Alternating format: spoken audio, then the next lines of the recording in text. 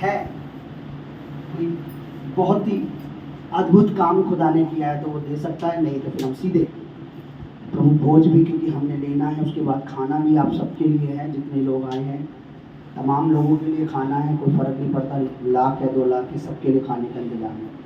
आमीन। खुदा के भंडार अथाह है। हालेलुया। थोड़ा सही से बैठे, एक दूसरे को ना दबाएं, लेडीज से टच ना हो, जेंट्स से टच ना हो। हालेलुया। एक चीज मैं आपको बताता हूं, उसके बाद मैं वचन का प्रचार करूंगा ताकि आप समझें। जब हम परमेश्वर के वचन की प्रतीति नहीं करते, मीन्स हम जब यकीन, तो ये सबसे बड़ा परमेश्वर का निरादर होता है। आपने वचन सुना, ये निरादर नहीं है। आपने वचन पढ़ा, ये निरादर नहीं है। आप बाइबल साथ में लेके घूम रहे हो, वचन लेके घूम रहे हो, निरादर नहीं है। आपसे बाई चांस वचन में से कोई पन्ना फट गया या किसी ने फाड़ दिया कुछ, वो निरादर नहीं है। वो तो फट गया, कोई बात नहीं, होता है बाई चांस। लेकिन सुनकर वचन और वचन की प्रतीति और वचन का यकीन ना करना, ये परमेश्वर की बात का, और सीधे शब्दों में कहा जाए तो ये पाप है। हालेलुया। ये एक पाप है। परमेश्वर का वचन सुनकर या पढ़कर यदि हमने उसकी प्रतीति नहीं की, देखिए वचन में जो लिखा है उसकी बात कर रहा हूं, किसी और ने अपने दिमाग से कुछ कह दिया वो एक अलग बात है। वचन में आपने पढ़ा या आपने सुना परमेश्वर की आत्मा के द्वारा, और आपने या मैं अपनी आवाज भी कर रहा हूं, हमने अगर वचन का यकीन नहीं किया तो यह परमेश्वर का निरादर है। आपको पता है, मैंने पिछले संडे शायद या उससे पिछले संडे, मुझे याद नहीं आ रहा, मैंने बताया था कि जकरिया और उसकी पत्नी इलिशबा, जो परमेश्वर के भवन में जकरिया क्या करता था, याजक था, जिसके गर्भ से यूहन्ना ने जन्म लिया। यूहन्ना कौन? जिसने यरदन नदी में यीशु मसीह को बपतिस्मा दिया, जिसने बपतिस्मा का प्रचार किया। वो पहला व्यक्ति जिसके द्वारा बपतिस्मा का प्रचार शुरू हुआ, जिसके लिए भविष्यवाणी थी कि जंगल में एक पुकारने वाले का शब्द वो सुनाई दे रहा है कि प्रभु का मार्ग सीधा करो। समझ रहे हो? वो व्यक्ति परमेश्वर की नजर में धर्मी था, सही था, और जिस दिन उसकी सेवा लगी भवन में क्या जलाने की, धूप। उस समय क्या करते थे, सुगंधित धूप भवन में जलानी होती थी, तो हर दिन। ठीक है। अब क्या हुआ, जिस दिन स्वर्गदूत उसे परमेश्वर के मंदिर में मिला, उसने एक प्रोफेसी दी, एक बात बोली, यानी परमेश्वर की ओर से वो एक मैसेज लाया। उसे बोलने के लिए, स्वर्गदूत को बोलने के लिए किसने कहा? परमेश्वर ने कहा जाके तू उसको ये बात बता दे। वो आया, उसने जकरिया से कहा, भाई देख तेरे बेटा होगा, वो शराब नहीं पीएगा, पवित्र आत्मा से भरा होगा, ये होगा वो होगा। जकरिया ने कहा मैं बूढ़ा हो चुका, मेरी पत्नी बूढ़ी चुकी है। उसके कहने का मतलब था ये इम्पॉसिबल है, ये पॉसिबल ये हो।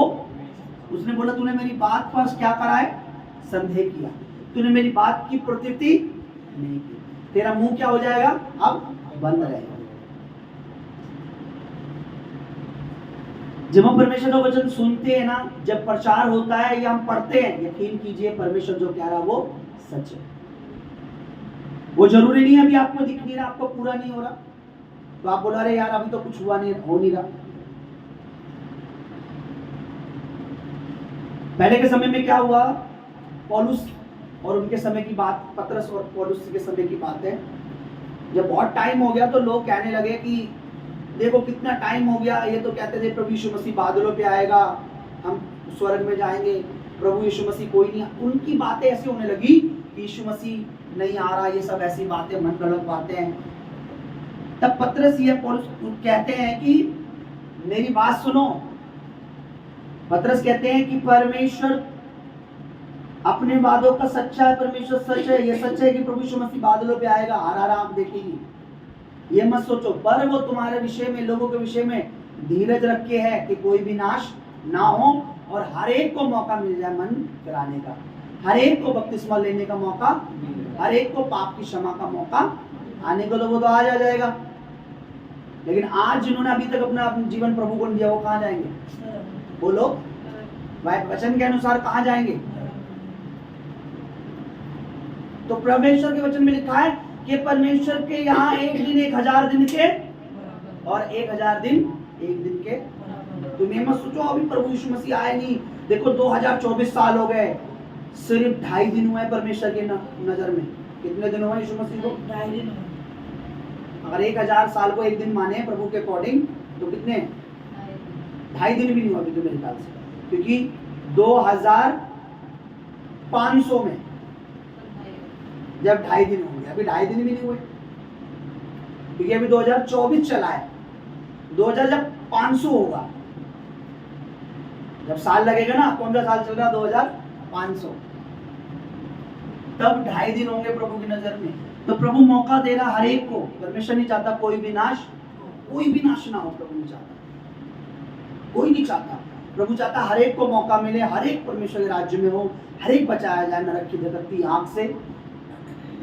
परमेश्वर इतना भला है, इतना प्यार करने वाला है, नहीं चाहता पापी से पापी, बुरे से बुरा व्यक्ति नरक में जाए, क्योंकि इसीलिए यीशु मसीह आया। तो हमें क्या करनी है? परमेश्वर के वचन की प्रतीति करनी है। कोई कुछ भी बोले, परमेश्वर का वचन सत्य है। आप लोगों में से जितनों ने प्रभु यीशु को अपना जीवन दिया, प्रभु में बने हुए हैं, मैं आपको सच बता रहा हूं, आप प्रभु में चलते रहेंगे, प्रभु में बने रहेंगे। प्रभु ने क्या कहा है? जो उस पर विश्वास करेगा वो नाश, यही लिखा है यूहन्ना 3:16 में, यही लिखा है परमेश्वर ने जगत से ऐसा प्रेम रखा। जगत का मतलब क्या है? मैं और आप। जगत का मतलब क्या है? ये संसार के लोग। यानी परमेश्वर ने संसार के लोगों से ऐसा प्रेम रखा कि अपना एक पवित्र, निर्दोष, निष्कलंक पवित्र बेटा दे दिया, ताकि जो कोई उस पर वो नाश ना हो पर इटर्नल लाइफ, हमेशा की जिंदगी पाए। इसका मतलब परमेश्वर क्या चाहता है? हर एक को अनंत जीवन मिले, हर एक को स्वर्गीय जीवन मिले, हर एक को जिंदगी मिले।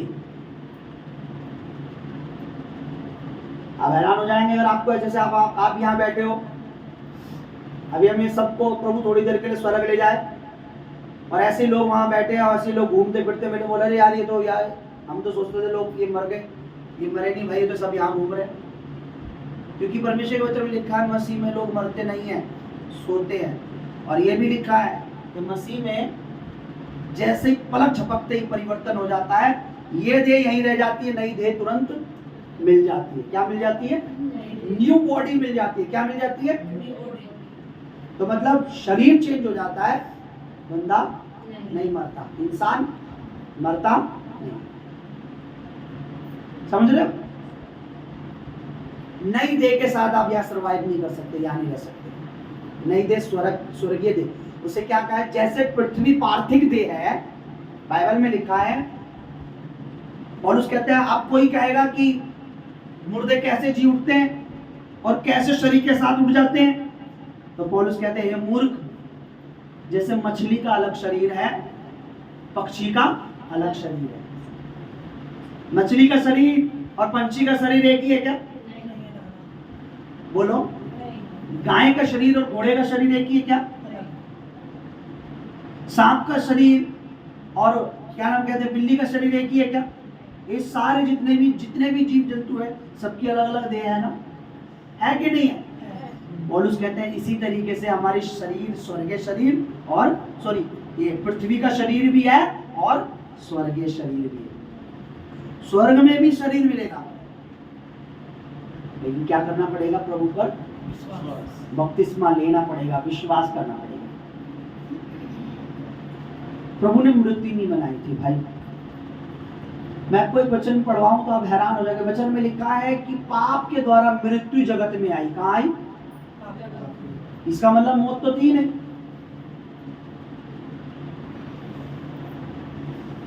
आपने सुना है जब ये आदम और हवा को परमेश्वर ने बनाया, तो देखिए बताइए उन्हें क्या आशीष दी थी? फूलो फलो और मर जाओ। किसने बोला? नहीं, बढ़ जाओ, मर जाओ नहीं है ना?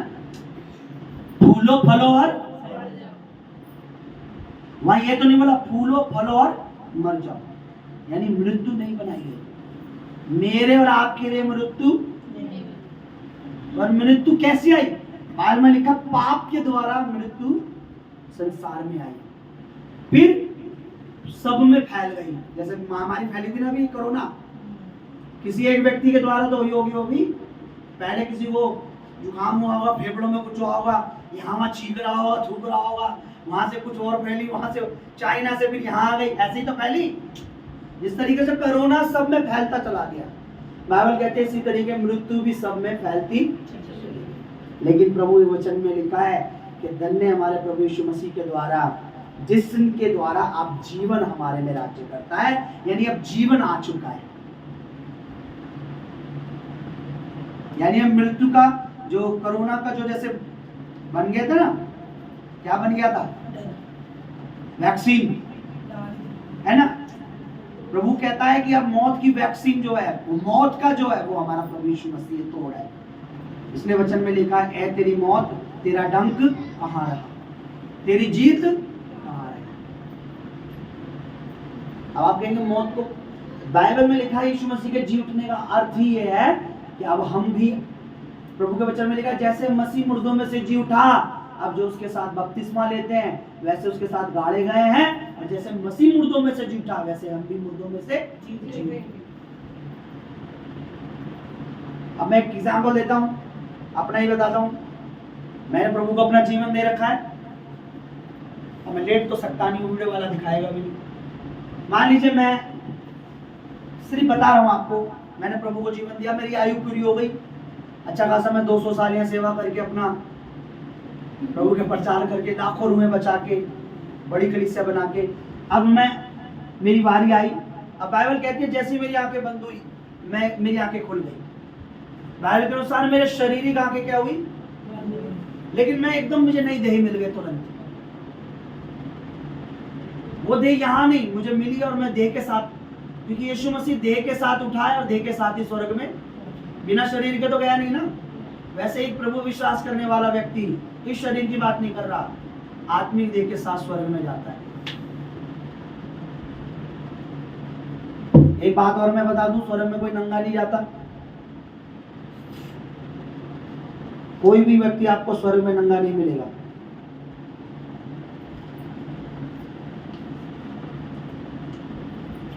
कभी भी कोई स्वर्गदूत किसी के पास आया तो कभी किसी ने नहीं कहा कि हमने स्वर्गदूत को बिना कपड़ों का देखा।